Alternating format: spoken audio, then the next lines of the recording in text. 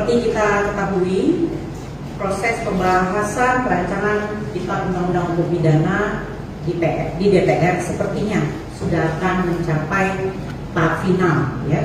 Dalam waktu dekat kemungkinan rancangan undang-undang tersebut akan segera disahkan. Sehubungan dengan itu, Komnas HAM tentu menginginkan bahwa rancangan KUHP yang disahkan nantinya tetap berada dalam koridor penghormatan, perlindungan, dan kemajuan hak asasi manusia di Indonesia.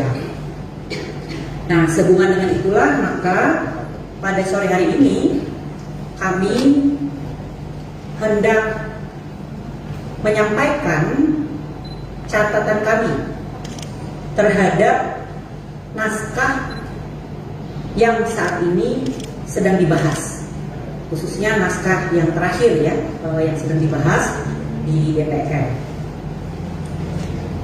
Saya sebagai selaku Ketua dan Komisioner Komnas HAM berharap penyampaian pandangan ini dapat menjadi masukan lebih lanjut dan membuka ruang lebih lanjut agar naskah RKUHP akan terus ditingkatkan kualitasnya, ya, dalam memastikan hak asasi manusia.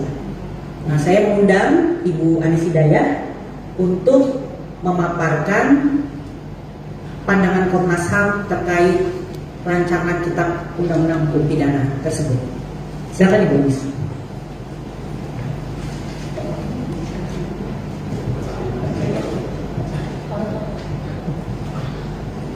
Terima kasih teman-teman media atas kedatangannya. Ini momen yang penting bagi kita semua dan terutama Komnas HAM untuk menyampaikan sikap terhadap akan segera disahkannya rancangan undang-undang rancangan Kitab Undang-Undang Hukum Pidana,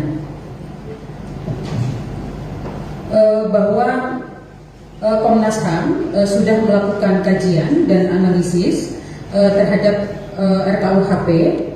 Ada beberapa catatan yang perlu kita sampaikan karena di dalam RKUHP juga memuat tentang mandat-mandat terkait dengan penyelesaian pelanggaran HAM berat, di mana itu merupakan satu-satunya mandat Komnas HAM. Pertama adalah soal pelanggaran HAM berat. Berdasarkan analisis kami di Komnas HAM bahwa di dalam RKUHP menyatakan bahwa pemidanaan penjara untuk pelanggaran HAM berat, terutama untuk genosida dan juga kejahatan kemanusiaan sebagaimana diatur di dalam Undang-Undang 26 tahun 2000, ini secara prinsip gitu ya berbeda karena delik pelanggaran HAM yang berat dikenal dengan asas retroaktif dan juga prinsip yang tidak mengenal daluarsa gitu.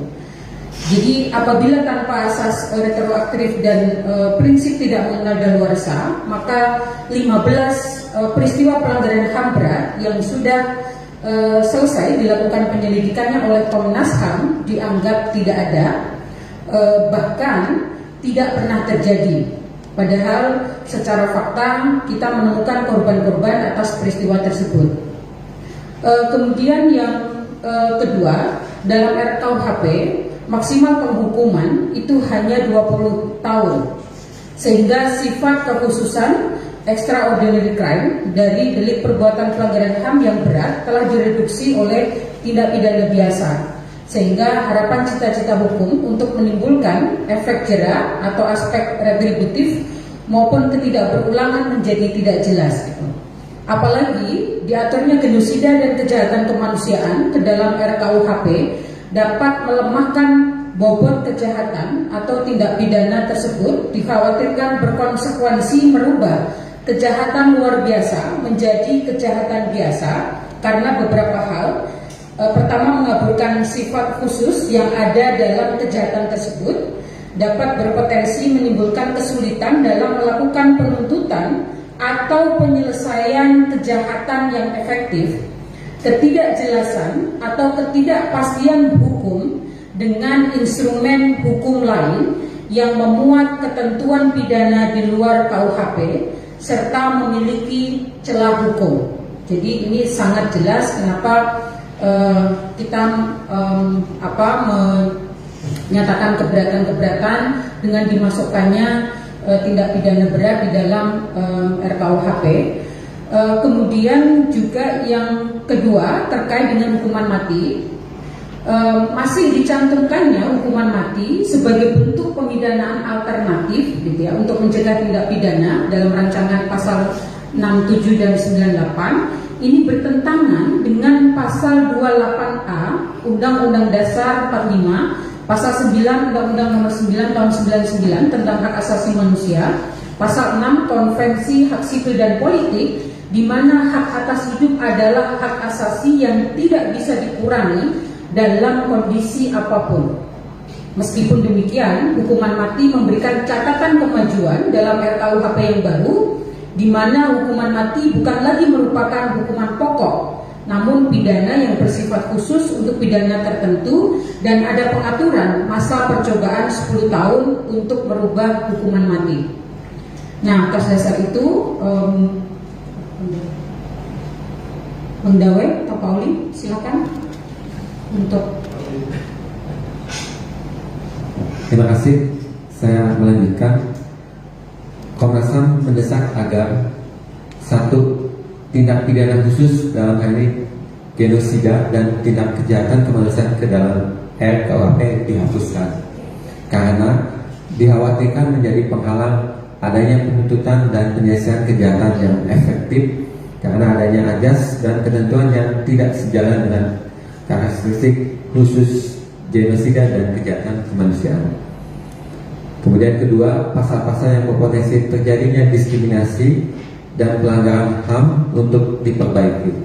Seperti ketentuan dalam pasal 300 tentang hak atas kebebasan beragama atau berkeyakinan, ketentuan dalam pasal 465, 466 dan 467 RKUHP tentang aborsi agar tidak mendiskriminasi perempuan, tindak pidana penghinaan, kehormatan atau martabat presiden dan wakil presiden, pasal 218, 219, 220 RKUHP, tindak pidana penyiaran atau penyebaran berita atau pemberitahuan palsu, pasal 263 dan 264 RKUHP, kejahatan terhadap penghinaan kekuasaan publik dan lembaga negara, pasal 349 sampai 350 RKUHP. Pasal-pasal tersebut berpotensi menimbulkan pelanggaran atas hak atas kebebasan berpendapat dan berekspresi, berserikat, dan berpartisipasi dalam kehidupan budaya sebagaimana dijamin dalam pasal 28E Undang-Undang Dasar 1945 dan pasal 15 Konvensi Internasional Hak Ekonomi dan Sosial Budaya. 3. DPR dan pemerintah untuk tetap mendengar dan mempertimbangkan masukan publik terhadap RKUHP untuk memastikan bahwa perubahan dan perbaikan sistem hukum pidana tersebut tetap berada dalam koridor penghormatan, perlindungan, dan pemenuhan hak asasi manusia. Selanjutnya dilanjutkan mereka.